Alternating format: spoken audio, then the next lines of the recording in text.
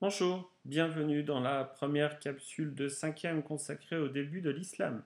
Je vous rappelle que vous devez prendre des notes clairement identifiables dans votre cahier et que vous devez consacrer une colonne aux questions que vous souhaitez poser pendant la première séance de cours.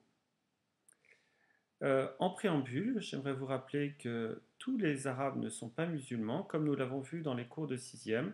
Les premiers chrétiens existaient dans le monde arabe et existent toujours.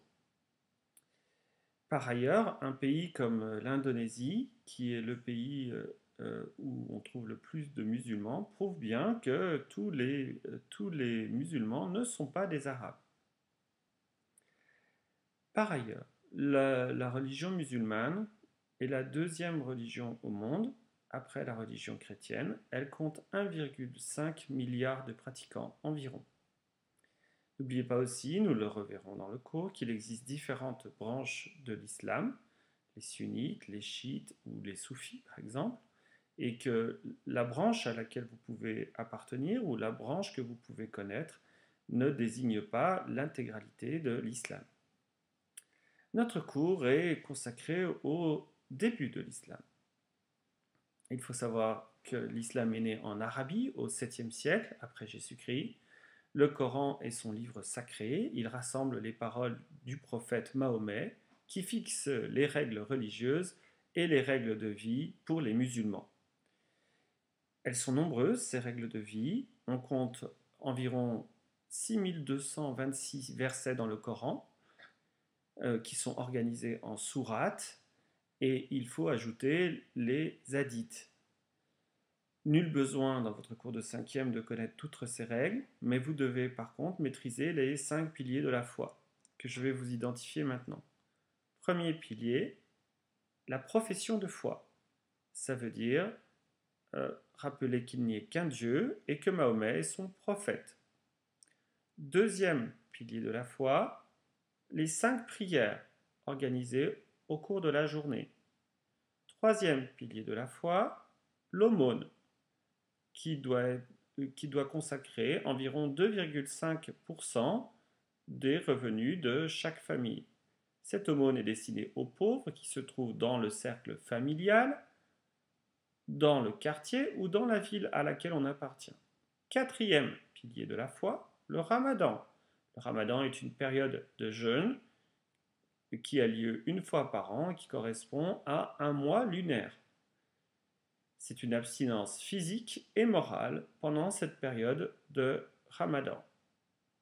Cinquième pilier de la foi, le Hajj, qui est le pèlerinage pour la Mecque, qui doit arriver une fois dans sa vie de croyant musulman.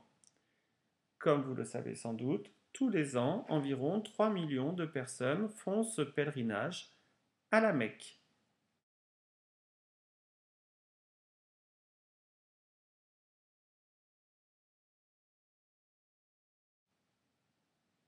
Voilà pour les 5 piliers de la foi.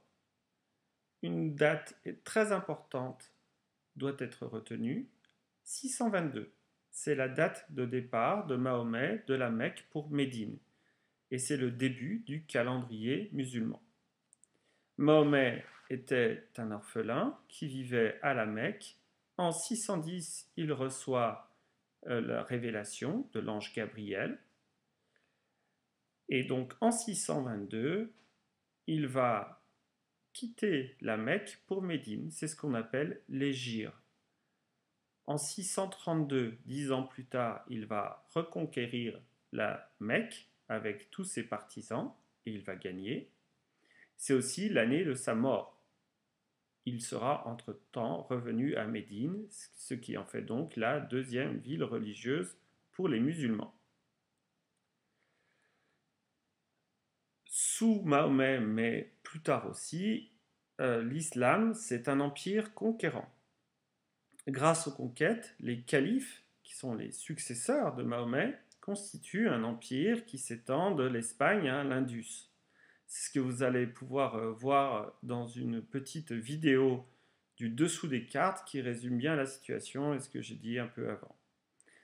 Mais avant cela, je vous précise qu'il y aura deux grandes dynasties.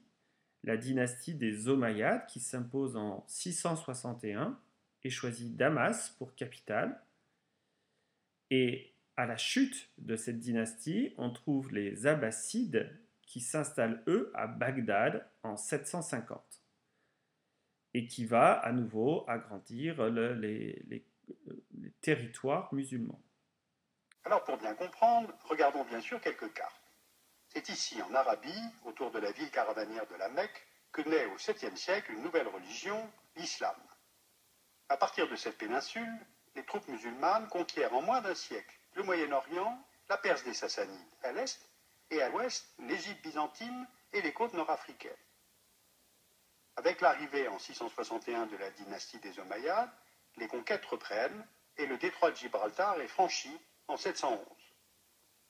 Ainsi, partie de la Mecque, la nouvelle religion s'impose désormais sur un immense territoire qui va de l'Atlantique jusqu'au fleuve Indus dans le sous-continent indien. Eh bien, c'est dans ce creuset, déjà riche de l'héritage grec, romain, perse, byzantin, que va s'élaborer l'art, l'architecture et la culture arabo-musulmane. Eh bien, c'est cette histoire que je voudrais vous raconter aujourd'hui.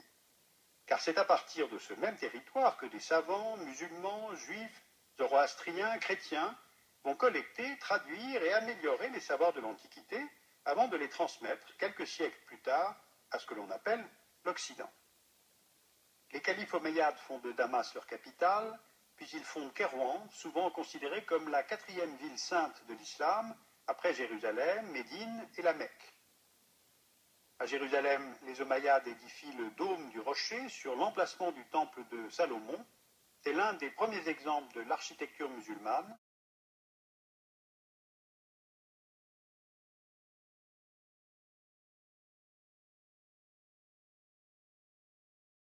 Comme la religion chrétienne, la religion musulmane va connaître un schisme très important entre les sunnites et les chiites. Alors, la division va arriver dès la mort du prophète Mahomet en 632, puisqu'il faudra 2 ans pour désigner le successeur de Mahomet. Il y a 2 types de partisans, ceux qui pensent que seul un membre de la famille de Mahomet peut succéder, sont les partisans de Ali, qui vont créer les chiites. Et puis il y a ceux qui pensent que le successeur de Mahomet doit être l'homme le plus sage, celui qui connaît le mieux le Coran et les préceptes délivrés par le prophète. Ce sont les sunnites. À l'heure actuelle, les sunnites sont les plus nombreux dans le monde, suivis par donc les chiites. Enfin, on peut noter qu'il y a une prospérité réelle et une civilisation brillante dans l'empire musulman, qui est constitué par les Omeyyades puis par les Abbassides. Le monde musulman est prospère, il développe un commerce florissant et de villes peuplées à l'artisanat réputé. Les villes s'organisent autour de la mosquée et du palais. À ce moment de la vidéo, il est très important que vous compreniez ce qu'est une mosquée. Une mosquée, évidemment, c'est l'établissement religieux qui est dédié aux musulmans, à la prière. Comment on le distingue, cet établissement religieux? Eh bien, on retrouve 5 éléments là aussi. Le minaret, c'est la tour d'où le muezzin appelle à la prière. On retrouve toujours une fontaine pour les ablutions, c'est-à-dire la purification du corps avant d'aller faire la prière. On retrouve toujours une salle de prière, et à l'intérieur de cette salle de prière, le minhrab, qui indique la direction de la Mecque, qui est en fait un bas-relief, une avancée qui montre simplement à tous les croyants où se trouve la Mecque, et le minbar, qui est une sorte de chaire, d'escabeau, d'échelle si vous préférez, où l'imam fait son prêche, c'est-à-dire où il fait non seulement la prière, mais où il explique aussi un passage du Coran.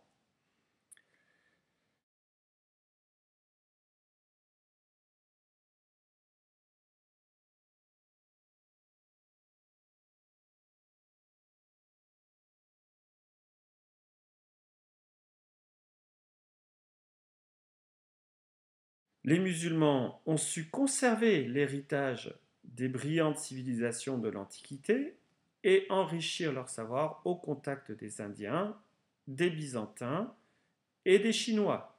Alors, à titre d'exemple, je vous fais remarquer que les Arabes ont pu développer le papier et la publication du Coran grâce au contact avec les Chinois qui sont les inventeurs du papier. Mais vous avez d'autres inventions qui vont prospérer grâce à ces contacts entre les Arabes et d'autres civilisations. À titre d'exemple, on peut citer la navigation, l'architecture, l'irrigation et les connaissances scientifiques, techniques et littéraires. Les Arabes sont très avancés dans la médecine, y compris la chirurgie sous anesthésie, et ils sont brillants en mathématiques, puisque l'arithmétique est née avec les Arabes, dont le fameux zéro. Nous en resterons là pour aujourd'hui. Je vous remercie de votre attention. À très bientôt en cours ou sur Internet.